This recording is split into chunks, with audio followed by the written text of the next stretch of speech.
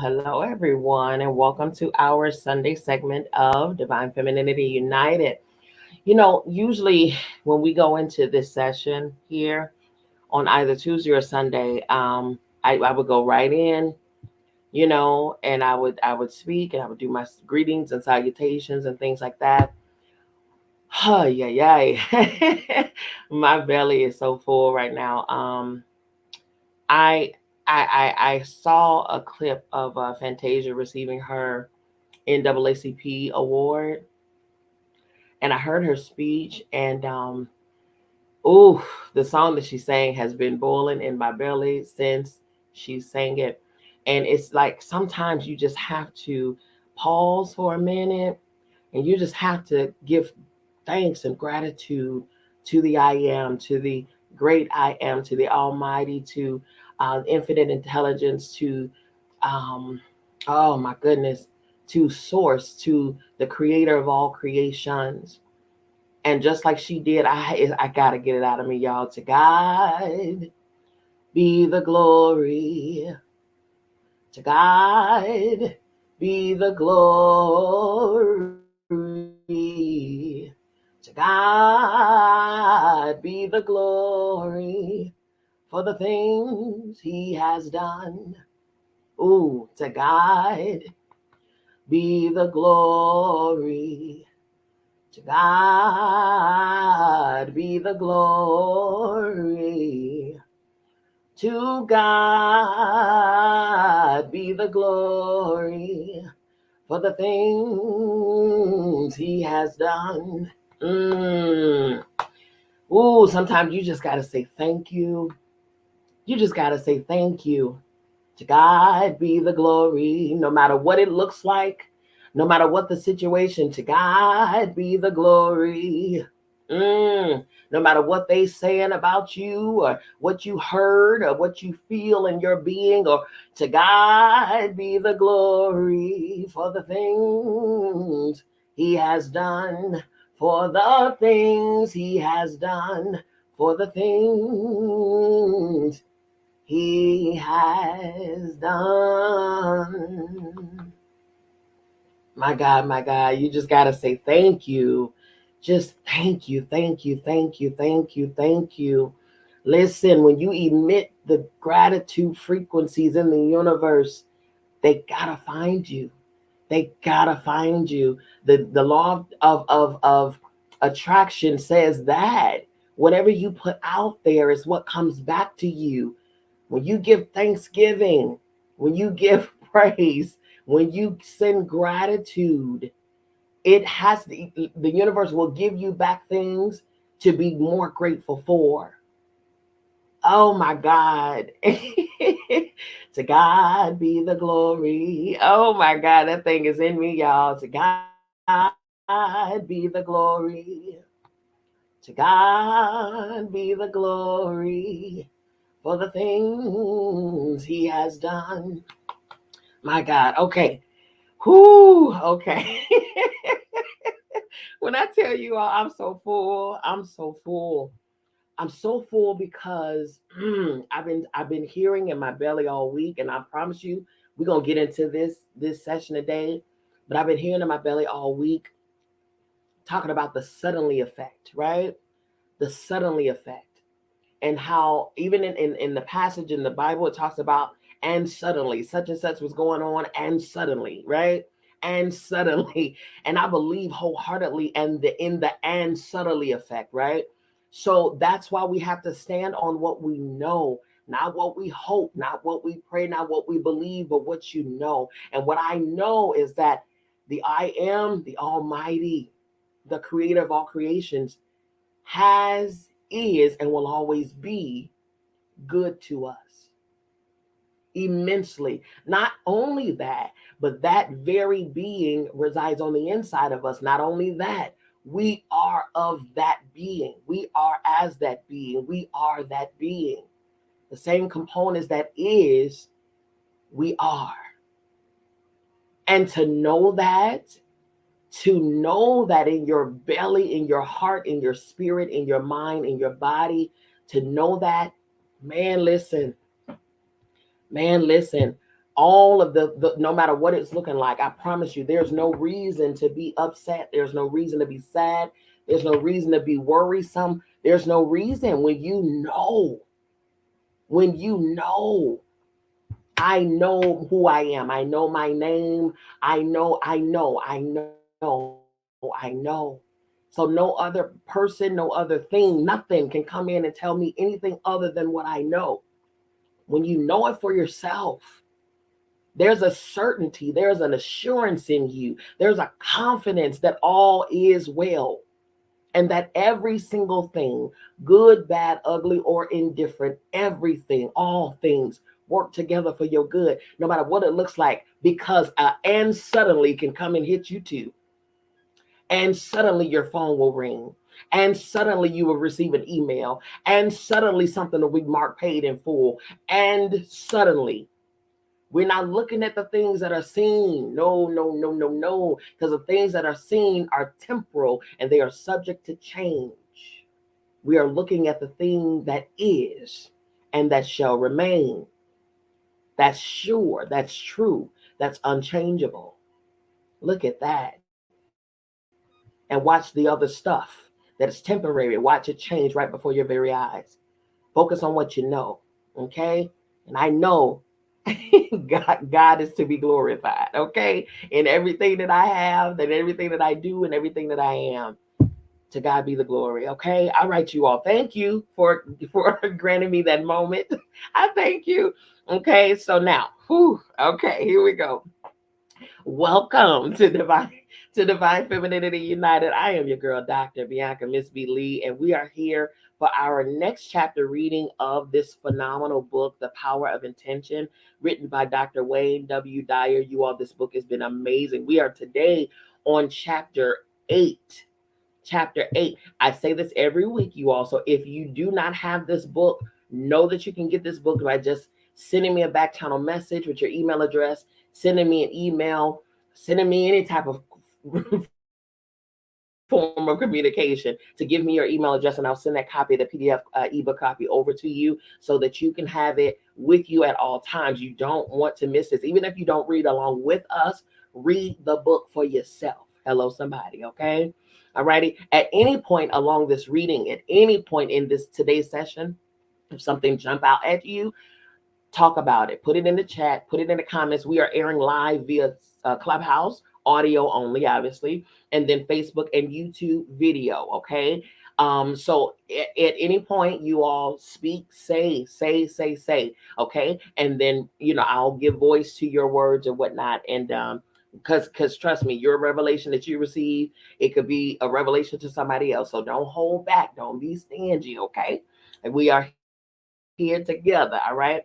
All right, here we go. Chapter 8, you all. It is my intention to, and it goes on to say, live my life on purpose. It is my intention to live my life on purpose. And it is followed by a quote by Buddha that says, those who have failed to work toward the truth have missed the purpose of living. Those who have failed to work toward the truth have missed the purpose of living. That is so true. And then another quote by Sivananda, and it states, your sole business in life is to attain God realization. All else is useless and worthless. Come on here. Your sole business in life is to attain God realization. All else is useless and worthless. That's why it is imperative for us to be in this world, but not of this world. You are not from here. Okay. You were sent here to raise the vibrations of here. Okay. So let's not get lost in the sauce of here. You have your body because that just seemed to be the avatar that you needed to accomplish your purpose in this life, but you are not this place. Okay. You came to shift this place. All righty, here we go. A sense of purpose is at the very top of the pyramid of self-actualization created by Abraham Maslow more than 50 years ago. Through his research, Dr. Maslow discovered that those who feel purposeful are living the highest qualities that humanity has to offer. During the many years I've been in the fields of human development, motivation, and spiritual awareness, this is a topic that more people inquire about than anything else. I'm repeatedly asked questions such as, how do I find my purpose? Does such a thing really exist? Why don't I know my purpose in life?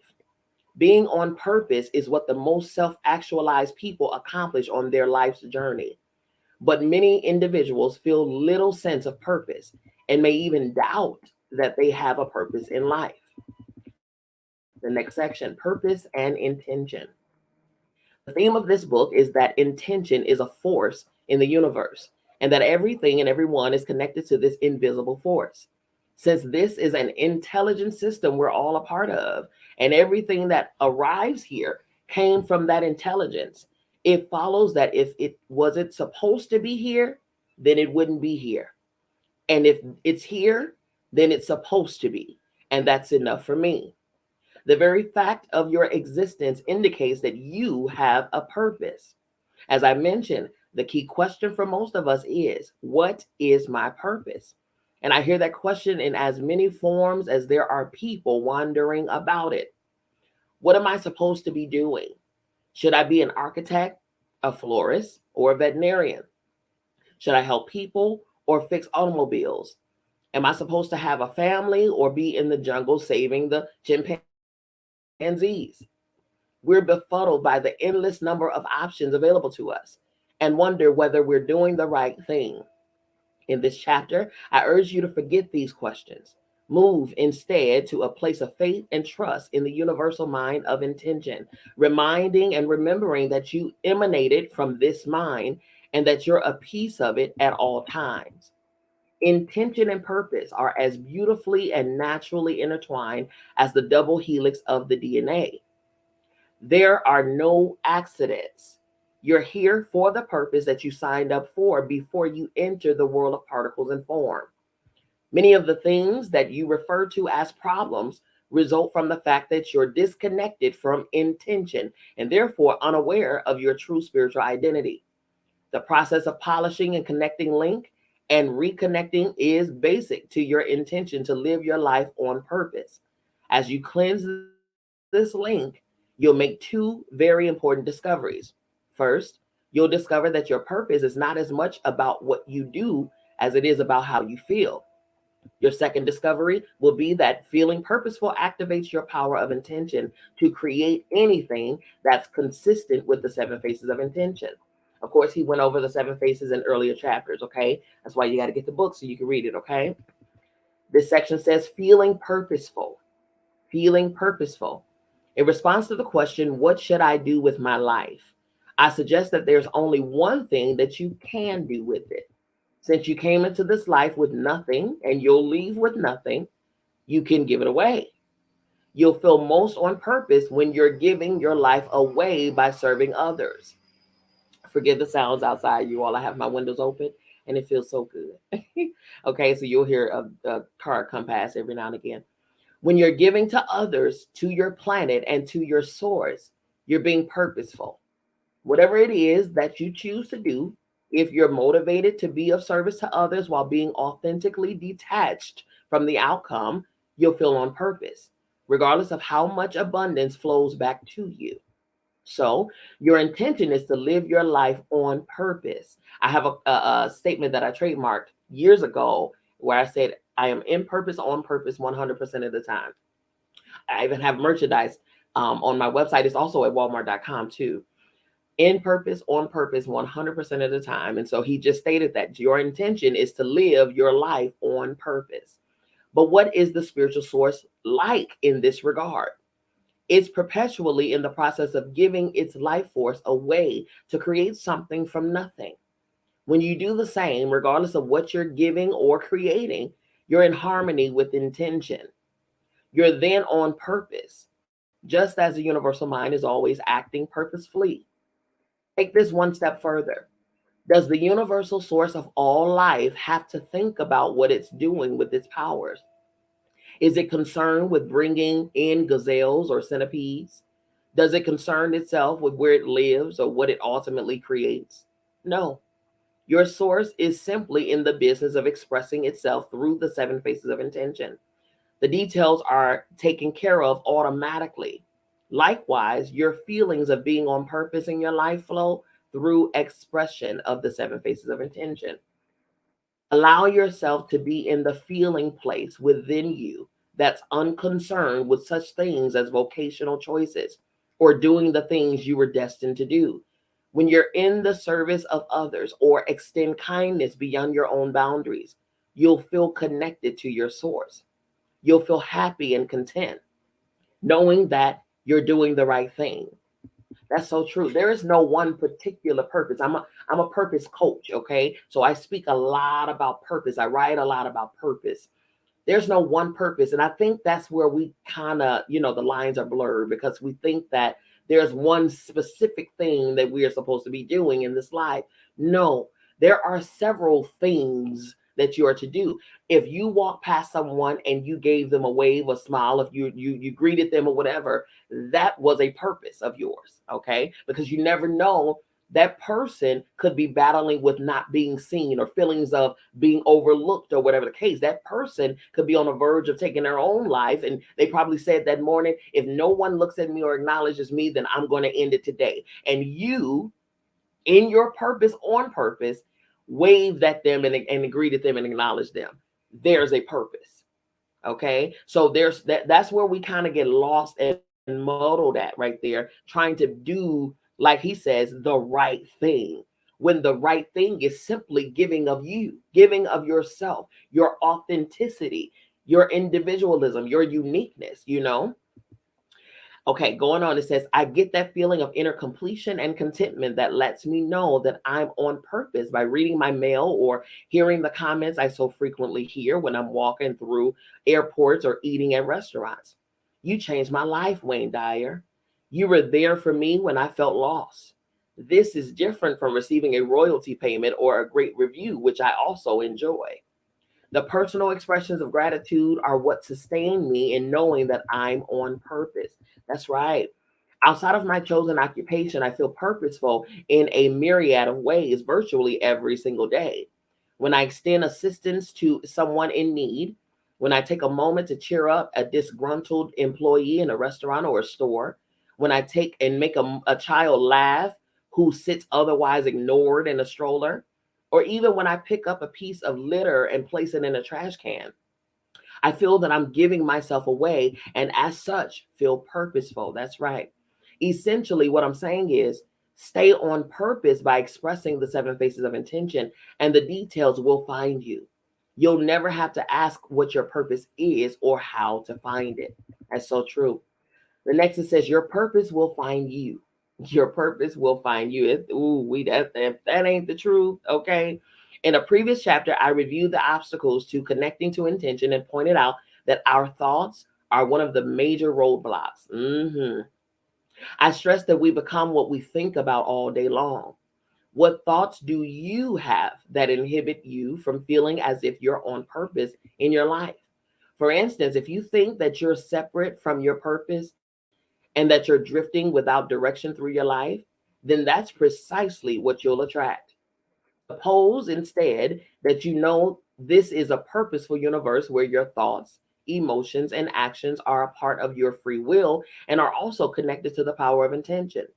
Suppose that your thoughts of being purposeless and aimless are really a part of your purpose. Just as the thought of losing someone you love makes you love them even more, or an illness makes you treasure your health. Suppose that it takes the thought of your unimportance to make you realize your value. That's a good point. When you're awake enough to question your purpose and ask how to connect to it, you're being prodded by the power of intention. The very act of questioning why you're here is an indication that your thoughts are nudging you to reconnect to the field of intention. That's so true. What's the source of your thoughts about your purpose? Why do you want to feel purposeful? Why is a sense of purpose considered the highest attribute of a fully functioning person? The source of thought is an infinite reservoir of energy and intelligence. In a sense, thoughts about your purpose are really your purpose trying to reconnect to you. That is so true. This infinite reservoir of loving, kind, creative, abundant energy grew out of the originating intelligence and is stimulating you to express this universal mind in your own unique way. Reread the two display quotes at the beginning of this chapter. Buddha refers to the truth, and Sivananda suggests that God realization is our true purpose. This entire book is dedicated to connecting to the power of intention and letting go of ego, which tries to make us believe that we're separate from our divine originating source and tries to separate us from realizing ultimate truth. This ultimate truth is a source of your thoughts. It is. That inner beingness knows why you're here, but your ego prods you to chase after money, prestige, popularity, and sensory pleasures and miss the purpose of living. You may feel saddened and gain a reputation, but instead or inside, there's that gnawing feeling typified by the old Peggy Lee song, Is That All There Is? Focusing on the demands of the ego leaves you feeling unfulfilled. Deep within you, at the level of your being, is what you were intended to become, to accomplish, and to be. In that inner places, in that inner placeless place, in that inner placeless place, you're connected to the power of intention. It will find you. Make a conscious effort to contact it and listen. Practice being what you are at the source of your soul. Go to your soul level where intention and purpose fit together so perfectly that you achieve the epiphany of simply knowing this is it. That's good. Next section, your silent inner knowing. Your silent inner knowing. Esteemed psychologist and philosopher William James once wrote, in the dim background of our mind, we know meanwhile what we ought to be doing, but somehow we cannot start. Every moment we expect the spell to break, but it doesn't, it does continue, pulse after pulse, and we float with it. That's true. In my experience as a therapist and as a speaker talking with thousands of people about their lives, I've come to the same conclusion. Somewhere buried deep within each of us is a call to purpose. It's not always rational, but always clearly delineated, and sometimes even seemingly absurd. But the knowing is there. There's a silent something within that it intends us to express yourself, intends you to express yourself. That something is your soul telling you to listen and connect through love, kindness, and receptivity to the power of intention. That silent inner knowing will never leave you alone. You may try to ignore it and pretend it doesn't exist, but in honest, alone, moments of contemplative communion with yourself, you sense the emptiness waiting for you to fill it with your music. It wants you to take the risks involved and to ignore your ego and the egos of others who tell you that an easier, safer, or more secure path is best for you. Ironically, it's not necessarily about performing a specific task or being in a certain occupation or living in a specific location. It's about sharing yourself in a creative, loving way using the skills and interests that are inherently a part of you. It can involve any activity: dancing, writing, healing, gardening, cooking, parenting, teaching, composing, singing, surfing, whatever. There's no limit to this list, but everything on the list can be done to pump up your ego or to serve others. Satisfying your ego ultimately means being source, it being unfulfilled, my apologies, and questioning your purpose. This is because your source is egoless and you're attempting to connect to your source while your purpose originates. If the activities on the list in service to others are in service to others, you feel the bliss of purposeful living while paradoxically attracting more of what you'd like to have in your life. My daughter Sky is an example of what I'm presenting here. Sky has known since she could first speak that she wanted to sing. It was almost as if she showed up here in the world with a destiny to sing for others. Over the years, she's sung at my public appearances, first as a 4 year old, and then at every age up until now, her 21st year. She has also sung on my public television specials, and the reaction to her singing has always been gratifying. As a student immersed in a music program at a major university, Sky studied from academic and theoretical perspectives. One day in her junior year, we had a discussion that centered on her purpose and the silent inner knowing she's always had. Would you be upset, she inquired, if I left college? I just don't feel like I can do what I know I have to do by sitting in a classroom and studying music theory any longer. I just want to write my own music and sing. It's the only thing I think about, but I don't want to disappoint you and mom. How could I, who tells his readers not to die with their music still in them, tell my 21-year-old daughter to stay in college because that's the right way? And it's what I did. I encourage her to listen to the silent knowing that I've seen evidence of since she was a toddler, and to follow her heart. As Gandhi once said, to give one's heart is to give all. There is where God exists in Sky and in you. I did ask Sky to make a supreme effort to live her purpose by serving those who will listen to her music rather than focusing her attention on being famous or making money. Let the universe handle those details, I reminded her. You write and sing because you have to express what is in that beautiful heart of yours. I then asked her to think from the end and act as if all that she wanted to create for herself was already here, waiting for her to connect to it. Recently, she voiced dismay at not having her own CD out in the world, and she was acting with thoughts of not having a CD out in the world. Consequently, no CD and lots of frustration. I strongly encourage her to start thinking from the end by seeing the studio being available, the musicians ready to collaborate with her, the CD as a finished product, and her intention as a reality. I gave her a deadline to have a CD completed that I could make available at my lectures. I told her that she could sing to these audiences, and as she has done sporadically in her life as well as on the public television pledge shows. Her thinking from the end materialized everything she needed, and the universal spirit began to work with her unbending intent. She found the studio. The musician she needed magically appeared, and she was able to have the CD produced. Sky worked tirelessly day after day, singing her own favorites, as well as several that I wanted her to sing at my appearances, including Amazing Grace, The Prayer of St. Francis, and her own composition, Lavender Fields, which she sings from deep pride and passion.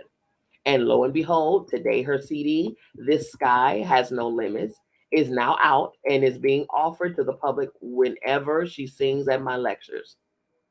Sky's presence on the stage with me brings so much joy and love to the presentations because she's as closely aligned with those seven faces of intentions as any human being I've ever known. So it's no secret why this book is also dedicated to her, one of my angels of spiritual attention. That's beautiful. Okay, next section, inspiration and purpose. Inspiration and purpose. When you're inspired by a great purpose, everything will begin to work for you. Inspiration comes from moving back in spirit and connecting to the seven faces of intention. When you feel inspired, what appeared to be risky becomes a path you feel compelled to follow. The risks are gone because you're following your bliss, which is the truth within you. This is really love working in harmony with your intention. Essentially, if you don't feel love, you don't feel the truth. And your truth is all wrapped up in your connection to spirit. This is why inspiration is such an important part of the fulfillment of your intention to live a life on purpose. When I left the work that no longer inspired me, every single detail that I had worried about was almost magically taken care of for me. I spent several months working for a large corporation where I was offered a salary 3 times higher than I'd been paid as a teacher. But it wasn't in spirit. That prodded in inner knowing said, do what you're here to do. And the teaching counseling became my manifested daily purpose. When I left a professorship at a major university for writing and public speaking, it wasn't a risk. It was something I had to do because I knew that I couldn't feel happy with myself if I didn't follow my heart. The universe handled the details because I was feeling love for what I was doing, and consequently, I was living my truth. By teaching love, that very same love guided me to my purpose and the financial re- re- mm, remuneration. Okay, I never saw that word before. And the financial remuneration flowed to me with that same energy of love. I couldn't see how it would work out, but I followed an inner knowing and never regretted it. You may think it's too risky to give up a salary, a pension, job security, or familiar surroundings because of a dim night light in your mind that draws you to see why it's turned on. I suggest that there are no risks at all if you pay attention to that light, which is your knowing. Combine your strong knowing with the faith that Spirit will provide, and you acknowledge the power of intention at work. Your trust in this inner knowing is all you need. I call it faith. Not faith in an external God to provide you with a purpose, but faith in the call you're hearing from the center of your being. You are a divine, infinite creation, making the choice to be on purpose and to be connected to the power of intention. It all revolves around your being harmoniously connected to the source. Faith eliminates the risk when you choose to trust that inner knowing about your purpose and become a channel for the power of intention. Good. Next section, making intention your reality. Making intention your reality. Below are 10 ways to practice fulfilling your intention to live your life on purpose from this day forward. Step one, affirm that in an intelligent system, no one shows up by accident, including you. The universal mind of intention is responsible for all of creation. It knows what it's doing. You came from that mind, and you're infinitely connected to it. There's meaning in your existence, and you have the capacity to live from a perspective of purpose. The first step is to know that you're here on purpose. This is not the same as knowing that you're what you're supposed to do. Throughout your life, what you do will change and shift. In fact, the changes you occur from hour to hour in each day of your life. The changes will occur from hour and out to hours in your life, and that's true. Your purpose is not about what you do, it's about your beingness, that place within you from which your thoughts emerge. This is why you're called a human being rather than a human doing. That's funny. Affirm in your own words, both in writing and in your thoughts, that you are here on purpose and intend to live from this awareness at all times. That's good. Step two, seize every opportunity, no matter how small, to give your life away in service. Get your ego out of your intention to live a life of purpose. Whatever it is that you want to do in life, make the primary motivation for your effort something or somebody other than your desire for gratification or reward. The irony here is that your personal rewards will multiply when you're focused on giving rather than receiving. It's true. Fall in love with what you're doing and let the love come from the deep inner dwelling place of spirit. Then sell the feeling of love, enthusiasm, and joy generated by your efforts. If your purpose is felt by being supermom, then put your energy and inner drive into those children. If it's felt writing poetry or straightening teeth, then get your ego out of the way and do what you love to do. Doing it from the perspective of making a difference for someone or for some cause, and let the universe handle the details of your personal rewards. Live your purpose doing what you do with pure love. Then you'll co create with the power of the universal mind of intention, which is ultimately responsible for all of creation. That's good. Step three, Step 3, align your purpose with the field of intention. Align your purpose with the field of intention. This is the most important thing you can do to fulfill your intentions. Being aligned with the universal field means having faith that your creator knows why you're here, even if you don't. It means surrendering the little mind to the big mind and remembering that your purpose will be revealed in the same way that you were revealed. Purpose, too, is birthed through creativeness, kindness, love, and receptivity to an endlessly abundant world. Keep this connection pure, and you'll be guided in all of your actions. If not, it's not fatalism to say that if it's meant to be, then it can't be stopped. This is having faith in the power of intention, which originated you and is within you. When you're aligned with your originating source, then this same source will aid you in creating the life of your choice. Then what happens feels exactly as if it was meant to be.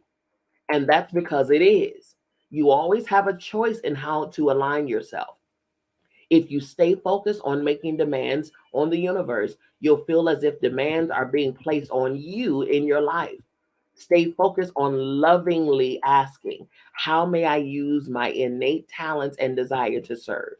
And the universe will respond with the identical energy by asking you, how may I serve you? That is so true. Law of attraction.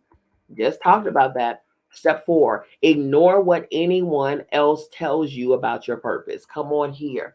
Ignore what anyone else tells you about your purpose. Regardless of what anyone might say to you, the truth about your feeling purposeful is the only you is that only you can know it.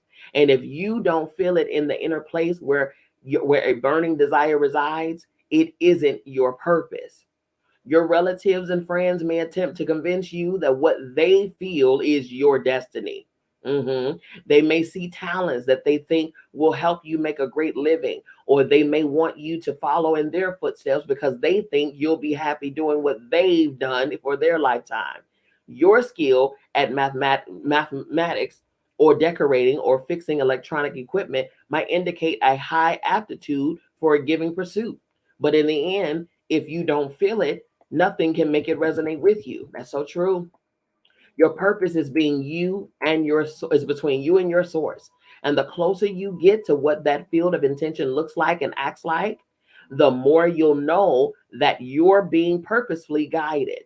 You might have zero measurable aptitudes and skills in a given area, yet feel inwardly drawn to doing it. Forget the aptitude test results. Forget the absence of skills or know how. And most important, ignore the opinions of others and listen to your heart. That's right. Step number 5. Remember that the all creating field of intention will work on your behalf. Remember that the all creating field of intention will work on your behalf. Albert Einstein is credited with saying that the most important decision we ever make is whether we believe we live in a friendly universe or a hostile universe. It's imperative that you know that the all creating field of intention is friendly and will work with you as long as you see it that way. The universe supports life. It flows freely to all and is endlessly abundant. Why choose to look at it in any other way? All the problems we face and created by our own beliefs that we're separate from God and each other, leading us to be in a state of conflict. This state of conflict creates a counterforce, causing millions of humans to be confused about their purpose. Know that the universe is always willing to work with you on your behalf, and that you're always in a friendly rather than hostile world. That's right. Step 6, study and replicate the lives of people who've known their purpose. Whom do you admire the most? I urge you to read biographies of these people and explore how they lived and what motivated them to stay on purpose when obstacles surface. I've always been fascinated by Saul of Tarsus, later called St. Paul, whose letters and teachings became the source of a major portion of the New Testament. Taylor Caldwell wrote a definitive fictional account of St. Paul's life called Great Lion of God, which inspired me enormously. I was also deeply touched by the purposeful manner in which St. Francis of Assisi lived his life, as exemplified in the novel St. Francis by Nikos, I'm just going to say Nikos K. I make it a point to use my free time to read about people who are models for purposeful living, and I encourage you to do the same. I have mine too. Cicely Tyson, amazing. Maya Angelou, for sure. I have several. Oh my goodness. My beautiful, beautiful, what I call yay yay. My beautiful, beautiful spiritual coach and a mentor, even from afar, is Inyana Van Zant. My goodness. Oh my goodness. My heart connects to her so heavily, so deeply. It's not even funny. It's not even funny. Okay, step 7. Act as if you're living the life you were intended to live, even if you feel confused about this thing called purpose. Invite into your life every day, whatever it might be, that makes you feel closer to God and brings you a sense of joy. View the events you consider obstacles as perfect opportunities to test your resolve and to find your purpose. Treat everything from a broken fingernail to an illness to the loss of a job to a geographical move as an opportunity to get away from your familiar routine and a move to purpose. Thank you. Oh, I was taught this in 2020, January 2020 to be exact. It's not punishment, it's positioning. It's not punishment, it's positioning. So I've learned to see everything, even as catastrophic as this may look or feel. It's not punishment, it's positioning. That's it right there. By acting as if you're on purpose and treating the hurdles as friendly reminders to trust in what you feel deeply within you, you'll be fulfilling your own intention to be a purposeful person. Come on here. Step 8, meditate to stay on purpose. Meditate to stay on purpose. Use the technique of japa, which I mentioned earlier, and focus your inner attention on asking your source to guide you in fulfilling your destiny. This letter from Matthew McQuaid described the exciting results of meditating to stay on purpose. He writes, "Dear Dr. Dyer, my wife Michelle is pregnant by a miracle. A miracle manifests from spirit using all of your suggestions. For 5 years, Michelle and I were challenged by infertility. You name it, we tried it. None of the expensive and sophisticated treatments worked. The doctors had given up. Our own faith was tested over and over with each failed treatment cycle. Our doctor managed to freeze embryos from earlier cycles of treatment. Throughout the years, over 50 embryos had been transferred to Michelle's uterus. The odds of a frozen embryo successfully initiating pregnancy in our case were close to zero. As you know, zero is a word not found in the spiritual vocabulary. One precious frozen embryo surviving minus 250 degrees for 6 months has taken up a new home in Michelle's womb. She is now in her second trimester. Okay, so what, you might say?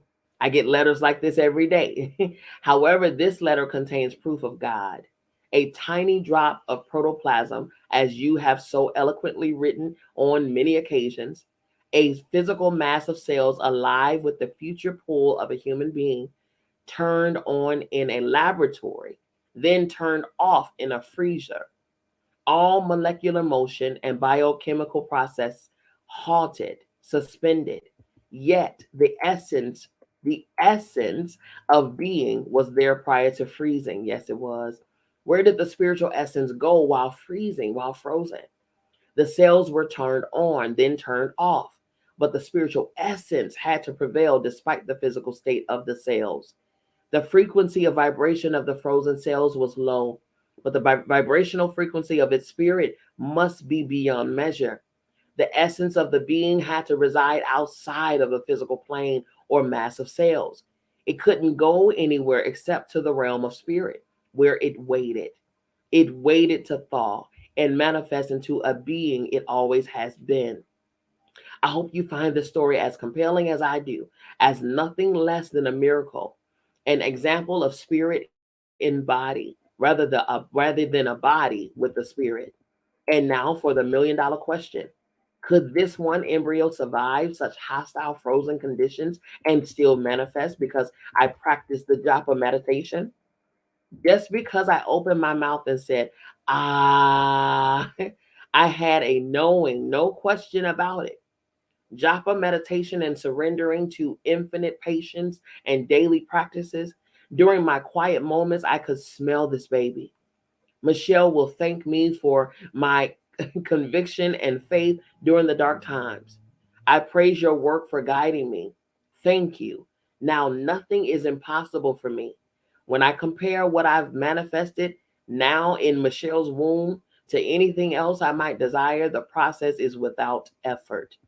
After you truly surrender, everything you could ever want just seems to show up right on schedule. The next amazing manifestation will be to help other infertile couples realize their dreams. Somehow, I will help those who feel there is no help. Sincerely, Matthew McQuaid. That is beautiful. Many people have written to me about their success with staying on purpose through the practice of japa meditation. I'm deeply touched by the power of intention when I read about people who use japa to help achieve a pregnancy, which they felt as their divine mission. I particularly like Matthew's decision to use this experience to help other infertile couples. That's so true. Because I went through not something like this, but I went through a death of my own son. And in that moment, I was devastated. In that moment, I could not see beyond that moment. Okay. I was gone from it. I was in a state of depression, deep depression for over 2 months. Okay. To the point where I was still wrapped in my son's sheet that he was born in. It was deep depression. Okay. Self defeat, the whole 9 yards. But fast forward, I had no clue that that story of once devastation would be used to help so many women and men and families in their own circumstances. Oh my God. I was raped at the age of 15. At that moment, it was devastating, horrific, horrifying. But fast forward, not knowing that that horrifying moment would then turn into a teaching ability or a support system for other girls and women who have gone through the same thing that I've gone through and they haven't been able to navigate their way out of that pain. Who knew? Who knew? That's the thing, man. Our life has never been our own. It's always been purposed and meant for service unto others. Oh my goodness. I love this so very much. Many people have written, okay, so he was talking about the infertile couples and how they use that the japa meditation to get beyond that, and then how Matthew's decision to not only come through with his own testimony and his own journey through the circumstances, but now he, because it was made possible for he and his wife, it's now made possible for others as well. So that's beautiful. Step 9, keep your thoughts and feelings in harmony with your actions. Listen, keep your thoughts and feelings in harmony with your actions. Okay. The surest way to realize your purpose is to eliminate any conflict or dissonance that exists between your thinking and feeling and how you're living your days. If you're in disharmony, you activate ego dominated attitudes of fear of failure or disappointing others, which distance you from your purpose. Your actions need to be in harmony with your thoughts. Trust in those thoughts that harmonize and be willing to act upon them. Refuse, listen, refuse to see yourself as inauthentic or cowardly, because those thoughts will keep you from acting on what you know you were meant to be. Take daily steps to bring your thoughts and feelings of your grand heroic mission into harmony with both your daily activities and, of course, with that ever present field of intention. Being in harmony with God's will is the highest state of purpose you can attain. That is so true. Step 10, stay in a state of gratitude. Come on here. That's exactly what I opened up this message with today. Stay in a state of gratitude. Be thankful for even being able to contemplate your purpose. Be thankful for the wonderful gift of being able to serve humanity, your planet, and your God. Be thankful for the seeming roadblocks that to your purpose. Remember, as Gandhi reminded us, divine guidance often comes when the horizon is the blackest. Ooh, divine guidance often comes when the horizon is the blackest. Look at the entire kaleidoscope of your life, including all of the people who have crossed your path. See all of the jobs, successes, apparent failures, possessions, losses, wins, everything from a perspective of gratitude. You're here for a reason. This is the key to feeling purposeful. Be grateful for the opportunities to live your life purposefully in tune with the will of the source of all. That's a lot to be grateful for. Come on here. That is a lot to be grateful for. There's no way in the world, you all, I understand we go through things, I get it, but there's absolutely no way in the world that that you are consumed with complaints, with dissatisfaction, frustrations, and all of this stuff, and you talking about all of this, I can't believe and I don't like and da da da da da. Do you know that there's way more that you can be grateful for than there is that of things that that you find to be disgruntled about? Yes, Donald Robinson on Facebook says, attitude of gratitude. You have got to have an attitude of gratitude, because that's what happens is the universe will present more opportunities for you to be grateful. Okay. We talked about this example last week. A parent who does for their children and that child is showing immense gratitude is going to make that parent want to give that child more so that they can be more grateful. You know what I'm saying? But if that parent gave that child something that child is, why you give me this color? Why this? And you couldn't give me the other. I didn't want this one. I wanted the other. Let me tell you something. Not only will that parent take back what they just gave that child, but they're not going to present that child with anything more until that child learns gratitude. Period. Okay? That's what it is. Going back to the book, it says, it seems to me that searching for our purpose is like searching for happiness.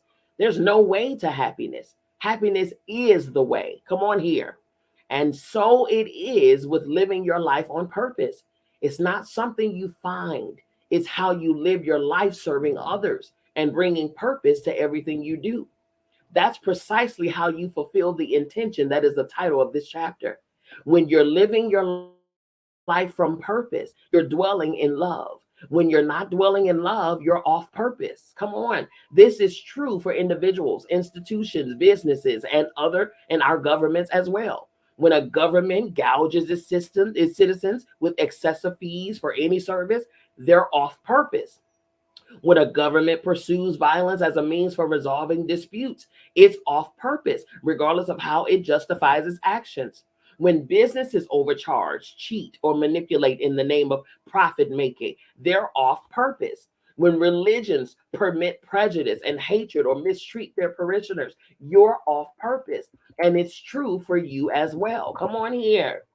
Your goal is accessing the power of intention. In accessing the power of intention is to return to your source and live from that awareness, replicating the very actions of intention itself. That source is love. Therefore, the quickest method for understanding and living your purpose is to ask yourself if you're thinking in loving ways. Do your thoughts flow from a source of love within you? Are you acting on those loving thoughts? If the answers are yes and yes, then you're on purpose. I can say no more. Ooh, come on here. Ooh, that's good. Listen, y'all, if y'all don't get this book, and I mean, if y'all don't get this book, that is the end of chapter 8. Okay. That is the end of chapter 8. It says the name of the chapter was It is my intention to live my life on purpose. Chapter 9 says, It is my intention to be authentic and peaceful in all of my relatives, with all of my relatives. Ooh, listen here. Hello, my sister. Thank you for being here. Mystic Goddess Hazel on YouTube. Hello, hello. You all, this is, ooh, oh my God. When I tell you, this thing is good. Okay, this thing is good. Mystic says, hope everyone is having a wonderful day. Yes, ma'am. I hope you are as well. This has been amazing, you all. This book is oof. Actually, every book that Spirit has me to present and to read collectively, because there are books that I'm reading on my own, but there are books that Spirit would have me to read along with you all, because I don't, these books that we're reading together, I don't read them ahead of you. I read them alongside you, right? So I'm getting revelations with you as well. Mystic says, I always pop up on a word. Did I hear relative? Yes, you did. Yes, you did. The next chapter that we're reading on Tuesday night, it is entitled, It is My Intention to Be Authentic and Peaceful with All of My Relatives. So yes, honey, we we need to have a drove of people in these chats and in our sections, our segments for real on that next week, honey, because baby, some of us need to really learn, okay? Some of us need, I'm gonna tell you, I'm grateful for uh being delivered from that. I really, really am, because I used to harbor a lot of resentment for family members and friends. I'm a Libra, right? I'm a Libra in multiple places. My sun and my rising is Libra, right? So Hazel said, I'm telling you, because for me as a Libra, we love wholeheartedly. Like, we love with everything in us. We're ruled by the planet Venus. The Venus planet is the planet of love, beauty, support, truth. Okay. And even with the Libra, we're the only zodiac sign that is represented by a machine or a scale, which means that everything that we do, it has to be fair. It got to be right. It got to be reciprocated. And whatever we're giving out, we expect it in return. And if we're not getting it, then we're off. We're not balanced at all, and you don't want us imbalanced, okay? Because it is not a fun thing to see, visit, feel, nothing, okay? So for me, I had to. Oh my goodness, especially in the realm of friends and family, those loved ones and close people. That that was very near and dear to me. Anybody that is near and dear to me, I held higher standards for. And when they did not uphold those standards, then I was not okay. Okay. I was not okay. And I wasn't even asking for anything unreasonable. I'm asking for the same thing I'm giving. Right. And they just couldn't seem to provide it or to give it. So what I had to learn to do is, number one, fall back, right? Fall back and do what Maya Angelou, which is one of my contemporaries that I absolutely love and admire. Um, I had to listen to the words, the wisdom that she gave one time, and she said, "When a person shows you who they are the first time, the key words is the first time. You have to believe them. Meaning, stop rewriting their books for them. Take what they're showing you. Take it, hear it, see it, know it, apply it, and stop expecting them to give you what they don't have in them to give. You're asking orange juice from apples, my love. How about, if you're looking for orange juice, go find some oranges.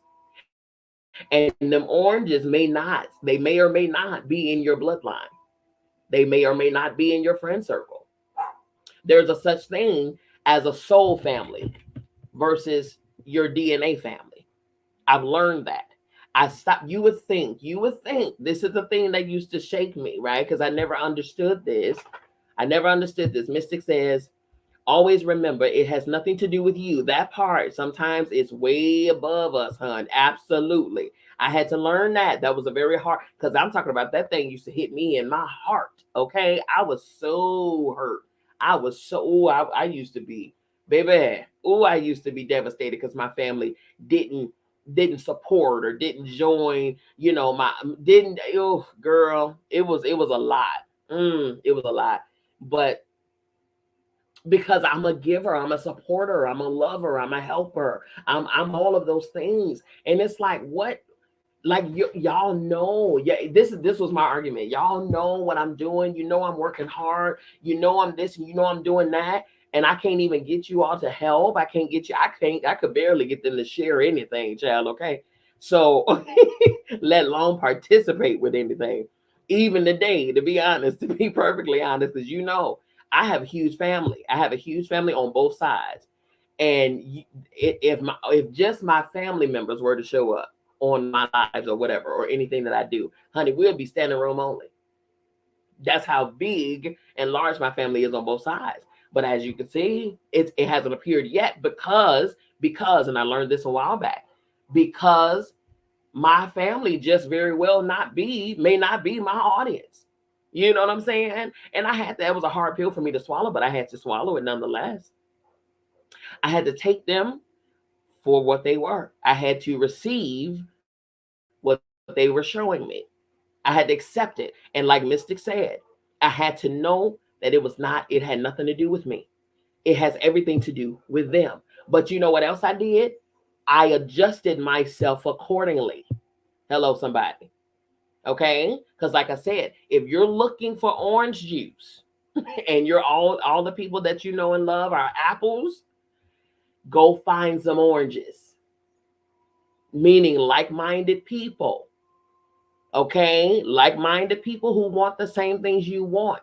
There are people out there who want what you want. They want exactly what you want. Go find them.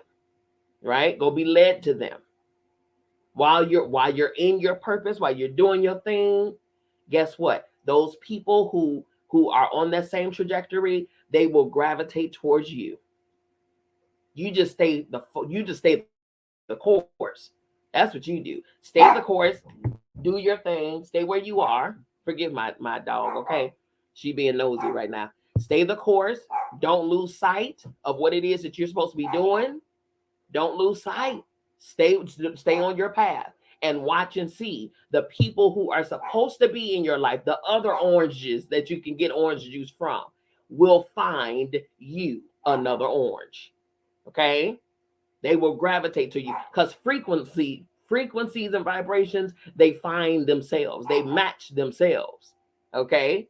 They're going to, so trust and believe wherever you need to be, wherever you need to find them, okay, they will find you right at the perfect time. Mystic say Fur Baby is in full agreement, honey. Ain't girl. Always got something to say. Okay. All righty, you all. That's it. I love this book, you all. I'm telling you, it's breaking so many barriers. It really is. And I'm here for all the things. Like I said, if you want your book, get your book. Send me an email or send me a message wherever you are, an inbox or whatever the case, back channel, inbox comments or wherever you want to reach out to me. Do that. Go to my website. Do what you need to do. Okay. Do what you need to do. Mystic say Fur Baby is letting you know she doesn't play about you. No, she does not. Never have. That's my 11-year-old. So yeah, honey, it's a wonder she's this old and still got that much vivaciousness in her. Okay. So you can send me an email. Email me at info@biancamissblee.com. Okay. info@biancamissblee.com. Go to the website, visit my website. It's on the screen for those who are on Clubhouse. It's right above my head. Okay, right above my head. So you can do that. Okay, visit my social media and follow me there. Turn on the notifications and subscribe. Okay, Instagram, Facebook, YouTube. It's all the same. Dr. Bianca Miss B. Lee. All right, you all listen. Remember. Be grateful. Be grateful. Always stay in a place of gratitude. I started off this segment with the song that Fantasia sang to when she received her NAACP award, and I'm gonna close out with it too. To God be the glory. To God be the glory. To God be the glory for the things he has done. To God be the glory. To God be the glory. To God be the glory for the things he has done. I love you all. I mean it. There's absolutely positively nothing you can do about it. Don't you even try. We will be back here on Tuesday, 8 p.m. Central, right here, Divine Femininity United. Peace.